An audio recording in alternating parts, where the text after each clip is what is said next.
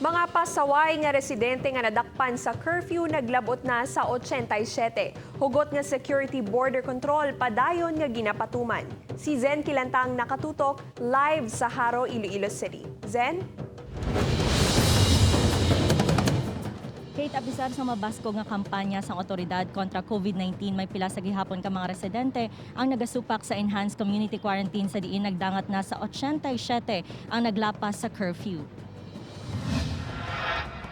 Gintipon sang Iloilo City Police Office ang 29 ka mga residente sa Iloilo Freedom Grandstand kagabi matapos nga madakpan nga nagalagaw sa tiun sang curfew hours. Kalabanan sa mga ini na aktuhan nga nagatambay sa dalan. Ang iban nagrason pa nga mabakal sang isda sa fishing port apang wala sang may ginpresenta nga ID. Sa record sang ICPO nagdangat na sa 87 ang ginhold nila nga naglapas sa curfew, umpisa sang ginpatuman ang enhanced community quarantine. Nakausap na rin sila ni ABC Kapitan David para ng payuhan na mag-cooperate na at huwag nang pag-alagala pa pagpas na ng alas 8. Dugang pa sang ICPO, bangod may na-record na nga kaso sang COVID-19 sa syudad, masugot pa ang border control. Pag-assist ng ating